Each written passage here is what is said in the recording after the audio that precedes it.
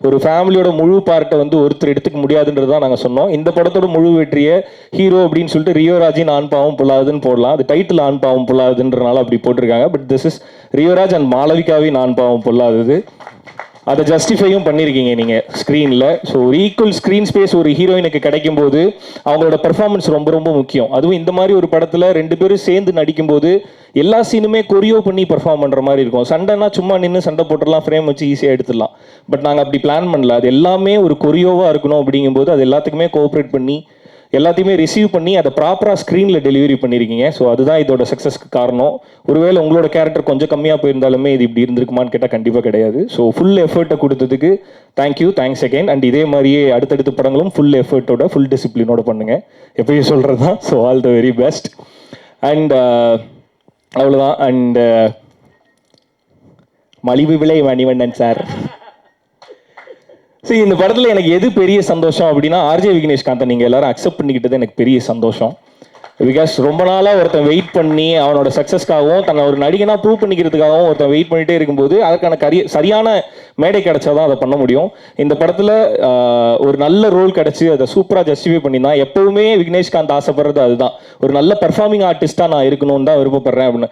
நம்ம எல்லாருக்குமே விக்னேஷ்காந்த்னா படம்னு வந்துட்டா விக்னேஷ்காந்த் ஒரு காமெடியனா தெரிவார், அவர் காமெடி பண்ணுவார் அப்படின்ற மாதிரி தான் இருந்தது. பட் இல்லை, அவரோட ஆசையும் அதுதான் அண்ட் அவரும் அதுதான். அவர் ஒரு பெர்ஃபார்மிங் ஆர்டிஸ்ட். ஸோ அதுக்கு ஒரு ரோல் கிடைக்கும் போது அது சூப்பராக ஜஸ்டிஃபை பண்ணியிருந்தாரு.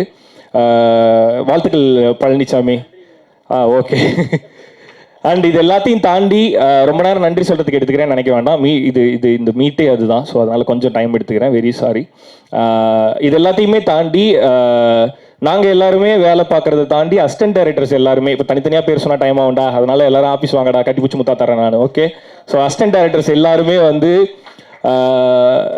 கிட்டத்தட்ட ஒரு அசிஸ்டன்ட் டைரக்டர் வந்து எப்படின்னா என்னால் ரொம்ப முடியல, எனக்கு ஒரு மாதிரி கிடினஸாக இருந்தது. டேரக்டருக்கும் அதே மாதிரி 2 பேர்னாலே முடியல. அடுத்த நாள் ஒரு வேலை இருந்தனால நாங்கள் தூங்க போகிறோம்னு சொல்லிட்டு போகிறோம். அதை ஒரு அசிஸ்டன்ட் டைரக்டர் சொல்லிட்டு போகிறோம். அந்த வேலை முடியணும்னா அங்கே ஒருத்தர் வேலை பார்த்தாகணும். அப்படி ஒரு அசிஸ்டன்ட் டைரக்டர் நாங்கள் விட்டு போகிறோம். ஆல்ரெடி ஒரு நாள் ஃபுல்லாக தூங்காமல் இருந்தான். நாங்கள் தூங்க போகும்போது தூங்க போகாமல் அந்த வேலை முடிகிற வரையுமே அங்கே நின்று அந்த வேலையை முடித்து அந்த தூக்கத்தோடையே பைக் எடுத்து கொண்டு போய் ஹார்ட் டிஸ்கை டெலிவரி பண்ணிவிட்டு அதுக்கப்புறம் தூங்க போன அசிஸ்டன்ட் டைரக்டர் அவன். ஸோ அந்த மாதிரி hard work will make you places. All the very best. அது ஒரு ஏடி இல்லை, கலையோட எல்லா ஏடியுமே அப்படி தான். நாங்கள் நேரத்தில் கிண்டல் பண்ணோம், கலையோட ஏடிஸ் எல்லாருமே வேலை பார்க்குற மாதிரி சூப்பராக நடிப்பானுங்க அப்படின்னு சொல்லிட்டு. அது அகைன் அது ஒரு ஜோக்கு தான். எல்லாருமே ரொம்ப சின்சியராக வேலை பார்த்தாங்க. அண்டு மாதேஷ் அண்ணாவோட அசிஸ்டன்ட் சினிமாட்டோகிராஃபர்ஸ் அசோசியேட் எல்லாருக்குமே என்னோட நன்றி. இதெல்லாம் தாண்டி ப்ரொமோஷனில் நீங்கள் நிறைய பார்த்துருப்பீங்க. நாங்கள் எங்களோட வீடியோ இப்போ நீங்கள் பார்த்த தியேட்டர் வீடியோஸ், நிறைய குட்டி குட்டி எடிட்ஸ் இதெல்லாம் பண்ணது என்னோட டீம்லேருந்து ஜெகன், ராம்சன், அப்புறம் தாஜ் வந்து எடிட்டர். ஸோ இவங்க 3 பேருக்குமே ரொம்ப தேங்க்ஸ். அசிஸ்டன்ட் டைரக்டர் வந்து இந்த படத்தில் ஒர்க் பண்ணானுங்க, தூங்காமல் வேலை பார்த்தாங்க. ப்ரொமோஷனுக்கு வந்து தூங்க விடாமல் அவங்கள தொல்லை பண்ணோம். ஸோ அப்படி தூங்காமல் வேலை பார்த்தவங்க எல்லாருக்குமே நன்றி. எலி காயலாம், எலி புழுக்க ஏண்டா காயுதுன்ற மாதிரி லாஸ்ட் மினிட்ல தூங்காமல் அந்த ப்ரொமோஷன், ஏன்னா அந்த இமீடியட்டாக போகணுன்றது தான் எங்களோட தாட்டாக இருந்தது. ஸோ அவ்வளோ இமீடியட்டாக ஒர்க் பண்ணதுக்கு உங்கள் எல்லாருக்குமே தேங்க்ஸ். அண்டு எல்லாத்துக்கும் மேலே சதீஷ் அண்ணா ரொம்ப ரொம்ப நன்றி. ஸோ இந்த படத்தோட பிஆர்ஓ வந்து சதீஷ் அண்ணா. ஸோ எல்லா அரேஞ்ச்மெண்ட்ஸையும் எல்லா தடவையும் ப்ரெஸ் எல்லாத்தையுமே கரெக்டாக கூட்டிகிட்டு வந்துட்டு எங்கள் கூடவே இருந்து எல்லாத்தையுமே கரெக்டாக ஆர்கனைஸ் பண்ணி கொடுத்ததுக்கு thank you so much Anna. And once again உங்கள் எல்லாருக்குமே ரொம்ப ரொம்ப நன்றி. அண்ட் இந்த படத்தை ரிலீஸ் பண்ண ஏஜிஎஸ்க்கு ரொம்ப ரொம்ப ஸ்பெஷல் தேங்க்ஸ். பிகாஸ் ஏஜிஎஸ்லேருந்து ஒரு படம் ரிலீஸ் பண்ணுறாங்கன்னாவே அது நல்ல படம் அப்படின்னு சொல்லுவாங்க எல்லாருமே. இந்த படம் வந்து ஏஜிஎஸ் எடுக்கும்போதே எல்லாருக்கும் ஒரு பெரிய நம்பிக்கை கிரியேட் ஆச்சு. அதை சோஷியல் மீடியாவில் எங்களால் பார்க்க முடிஞ்சுது எவிடென்ட்டாக. ஏஜிஎஸ் ரிலீஸ் பண்ணுறாங்களா, அப்போ இது நல்ல படம் அப்படின்றது எவிடென்ட்டாக பார்க்க முடிஞ்சுது.